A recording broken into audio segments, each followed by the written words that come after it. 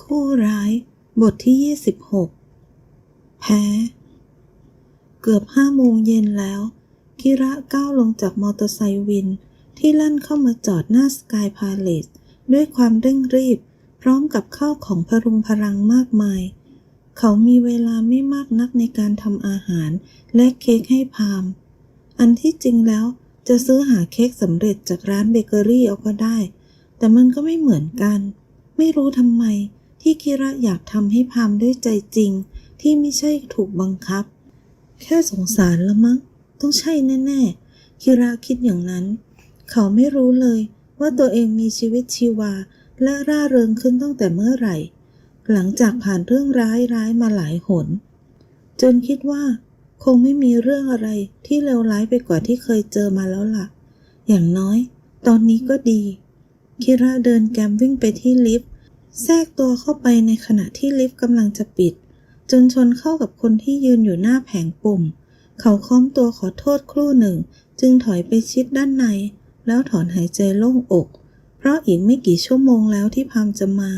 เขาจะทำอาหารทันไหมนะคิระคิดหนัก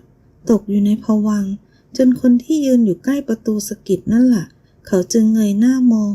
แล้วก็ต้องตกใจที่พบว่าเป็นใครคนนั้นที่เคยเจอคุณว่าไงเด็กน้อยพัดทักทายคุณคนใจดีที่ร้านอาหารนี่นาใช่ผมเองหนูจำได้ด้วยเหรอ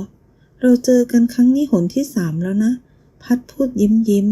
มือยังคาอยู่ที่ปุ่มลิฟต์และประตูก็ยังไม่ปิดจำได้สิฮะแต่ว่าคิระค้อมหัวให้เพราะมือไม้เต็มไปด้วยของเขาจะยกมือไหว้ก็ไม่ได้แต่ก็กลัวจะเสียมารยาทบรรยากาศจึงดูอึดอัดเล็กน้อยแต่คุณอย่าเรียกผมว่าหนูเลยฮะมันจักรจี้ไงก็ไม่รู้อ่ะก็ได้ก็แล้วให้ผมเรียกว่าอะไรดีล่ะเรียกคิระหรือคิวก็ได้ฮะโอเคคิวพัดตอบพลางกระตุกยิ้มเล็กน้อยก่อนผมช่วยถือให้เอาไหมโหไม่ต้องหรอกฮะคิระรีบปฏิเสธซื้อของเยอะใช่นะฮะเหมือนของสดกับอุปกรณ์ทำขนมเลยฮะผมจะทำเค้กพัดเลิกคิ้วเล็กน้อยก่อนจะพยักหน้าหงึกงักขณะปลายตามองของสดบางอย่างในถุงครู่หนึ่งพัดจึงกดปิดลิฟต์แล้วต่างคนก็ต่างเงียบคิระอึดอัดใจแต่ก็ยืนนิ่งๆระหว่างลิฟต์กำลังเลื่อนขึ้นช้าๆแล้วจู่ๆพัดก็หันมาจึงพบว่าเขารอบมองอยู่คิระถึงกับสะดุ้งว่าแต่คิวจะไปชั้นไหนล่ะคือคิระไม่กล้าตอบเพราะไม่รู้ว่าจะเหมาะสมหรือไม่หากคนตรงหน้ารู้ว่าเขาอยู่ที่นี่กับพามพ่อของพามรู้เข้าจะโกรธไหมนะเพราะที่เจอกันวันนั้นดูจะไม่ชอบเท่าไหร่ไม่ใช่สิใครบอกว่าดูจะไม่ชอบต้องบอกว่าไม่ชอบเอาซะเลยต่างหาก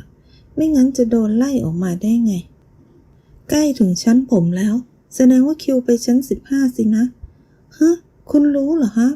ก็ชั้น15มันชั้นบนสุดแล้วเป็นที่พักของนายพามอ๋อคุณรู้แล้วคิระตอบจ่อยๆแต่เมื่อเห็นแววตาใจดีของอีกฝ่ายเขาก็คลายใจเล็กน้อยจึงเผลอถอนหายใจโล่งอกแล้วเสจิบชาเย็นที่ซื้อมาเหลืออีกค่อนแก้วแก้เก้อก็ผมเป็นพี่ชายเขาก็ต้องรู้สิแล้วอีกอย่างคิวก็เป็นภรรยาของพามไม่ใช่เหรอพัดถามกลับอย่างเกรงใจแต่คิระถึงกับสำลักชาจนเสียอาการไอโคลกหน้าดำหน้าแดงนี่เป็นอะไรไหมอ่ะไม่เป็นไรฮะคิระตอบพลางโบกมือตอบอีกพร้อมทั้งไอไม่หยุดเดี๋ยวก็หายฮะ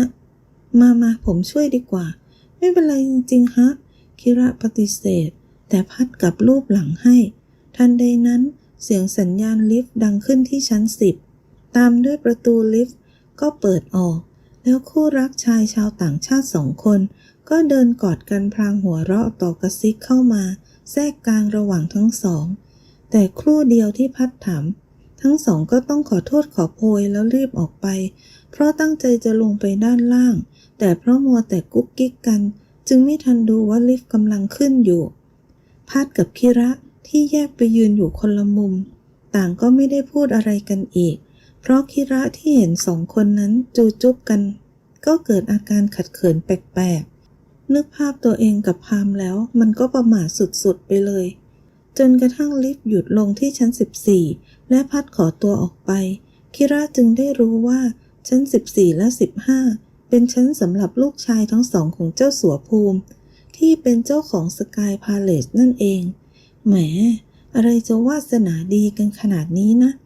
คนรวยเหรอก็รวยเป็นบ้าอยู่คอนโดมิเนียมสุดหรูกันคนละชั้น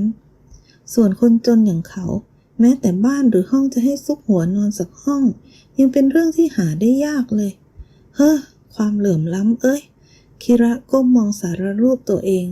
หลังจากลิฟต์กำลังไต่ถึงระดับชั้นที่หมายเขาก็ปลงเพราะอย่างน้อยพามก็ไม่ได้กดขี่อะไรก็ยังดีวะคิระก้มมองนาฬิกาข้อมือหน้าปัดร้าวจากอุบัติเหตุคราวนั้นแล้วค่อยคลายใจเพราะยังพอมีเวลาเหลือไว้ทำอาหารสักหน่อยเฮ้อจะบ้าตายทำไมเขาต้องอยากหาเรื่องทำอะไรให้พามด้วยนะทั้งที่หมอนั่นก็ไม่ได้น่ารักสักหน่อยชิพอกลับถึงห้องวางของสัมภาระเรียบร้อยคิระก็เข้าไปมองตัวเองในกระจกห้องน้ำเพื่อดูผลงานหลังจากวันนี้ที่ใช้เวลาอยู่ในร้านทำผมเพื่อเปลี่ยนทรงผมและตัดแต่งทรงให้เรียบร้อยจะได้ไม่เป็นนกหัวขวานแบบที่พามบ่นกับหูที่ยังมีรอยแดงอยู่จางๆแต่เขาก็เลือกซื้อเจลพลาสติกแทนเพื่อไม่ให้ดูน่าเกลียดเหมือนเดิมส่วนที่จมูกก็เอาออกไปแล้วแม้จะยังมีรอยแดงๆและเจ็บอยู่สักหน่อยก็เถอะไม่เอาแล้วกับการประชดคนอื่นแล้วตัวเองต้องเจ็บตัวเนี่ยบ้าบอตอนนี้หน้าสดของคิระจึงสะอาดหมดจดไร้สิ่งใดที่พามไม่ชอบอีกแล้วทำไมต้องทำแบบที่พามชอบล่ะทำไมเขาต้องแคร์พามด้วยนะคิระไม่เข้าใจตัวเองเลยคิระง่วนอยู่กับการทำอาหารพร้อมทั้งอบเค้กช็อกโกแลตไปพร้อมๆกันเขาไม่แน่ใจหรอกว่าพามชอบกินอะไรหรือไม่ชอบกินอะไรก็เลยเลือกแต่ของโปรดที่ตัวเองชอบก็มันง่ายดีนี่นาเฮ้อคิระไม่ไหวนึกหน้าพามตอนเห็นอาหารกับขนมเค้กเขาจะว่ายังไงมั่งนะถ้าได้เห็นมันนี่ทำสุดฝีมือแล้วนะเนี่ยไม่นานอาหารก็เสร็จสับเรียบร้อยถูกคิระจัดมาวางบนโต๊ะแต่โดยดีคิระถูมือไปมาก่อนจะนำฝามาครอบไว้ระหว่างรอพามเดินทางมาไม่เจอกันตั้ง2 วันเขาจะเป็นยังไงบ้างนะคิระนั่งลงบนโซฟาหยิบรีโมทเปิดโทรทัศน์ดูแก้เซ็งไปพลางๆจนกระทั่งเผลอหลับไปโดยไม่รู้ตัวกว่าจะรู้อีกทีก็เมื่อโดนสะกิดเข้าให้คิระคิระพลิกตะแคงกอดหมอนอิงหลับสบายโดยไม่รู้ตัวเลยว่าพามยืนกอดอกมองอย่างปลงๆแค่ครู่เดียวเด็กหนุ่มก็สะดุ้งตื่นเมื่อจู่ๆก็รู้สึกเหมือนตัวลอยแบบแปลกๆพอลืมตาขึ้นมองจึงเห็นว่าพามกำลังอุ้มเขาพาดบ่าพาเข้าห้องนอนหน้าตาเฉยเฮ้ยคุณปล่อยผมนะคิระดิ้นรนแต่ไม่ทันเสียแล้วเพราะถูกพามโยนลงบนที่นอนหน้าตาเฉยเบาๆก็ได้น่ะซี่โครงหักหมดแล้วมั้งเนี่ยคิระว่าพลางหน้างอลุกพรวดขึ้นแต่ก็ถูกพามผลักหงายหลังผึ่งกลางเตียงอีกจะทำอะไรผมเนี่ยนายอยากให้ฉันทำหรือไงถามอยู่ได้ฮะเห็นถามจังกลัวฉันไม่ทำเหรอพามตีรวนขณะยืนข้างเตียงปลดกระดุมแขนเสื้อเชิ้ตออกแล้วดึงเน็กไทออกอีกคิระสะดุ้งเมื่อพามถอดเสื้อออกเหลือเพียงแผงอกเปลือยเปล่ากับกางเกงสแล็กสีดำที่ยังมีเข็มขัดหรูคาอยู่เด็กหนุ่มรู้สึกถึงอันตรายก็รีบกระเถิบหนีไปลงที่เตียงอีกฝั่งอย่างระแวงระวังพามกระตุกยิ้มพลางสายหน้าก่อนฉันจะเปลี่ยนเสื้อก็เปลี่ยนไปสิผมออกไปก่อนคิระตอบก้มหน้างุดค่อยๆเลี่ยงไปที่ประตูกำลังเอื้อมมือไปบิดลูกบิดก็ปรากฏว่าไปจับโดนมัดกล้ามของพามที่จู่ๆก็เอาตัวมาบังเข้าให้คิระตกใจเหมือนถูกไฟช็อตจ้องมัดกล้าม6 แพ็ค8 แพ็คเขม็งอะไรจะแน่นขนาดนั้นวะทันใดนั้นคิระก็สะดุ้งเพราะเสียงกระแอมของพามเขาเงยหน้ามองจึงพบว่าพามกำลังจ้องอยู่ไม่วางตาเช่นกันคุณหิวหรือยังหิวเหยิบดิผมไปอุ่นข้าวให้คิระก้มหน้างุดแล้วดันพามออกห่างจากประตูแต่จู่ๆก็ถูกคว้าแขน แล้วกลายเป็นเขาที่ถูกพามจับหัวไหล่ไว้ด้วยมือทั้งสองข้างแล้วดันเข้าหาประตูแทน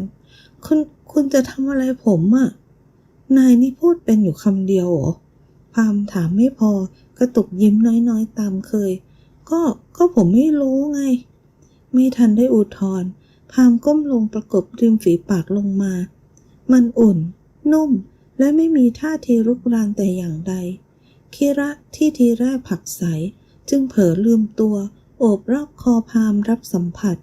โดยไม่รู้ตัวก็ถูกอีกฝ่ายอุ้มจนตัวปลิวมาวางบนที่นอนอย่างอ่อนโยนแล้วก็พาตัวขึ้นทาบทับร่างกายของคนคนนี้อุ่นจังอยากอยู่แบบนี้ไปนานๆเลยเพราะความรู้สึกมันช่างล่องลอยว่างเปล่าราวกับสมองปิดกั้นความรับรู้เรื่องราวไม่ค่อยสบายใจใดๆในชีวิตอีกแต่ทว่าคิระฮะหลับลึกนะนายน่ะกำลังฝันถึงฉันอยู่หรือเปล่าเอ๊ะไงเงี้ย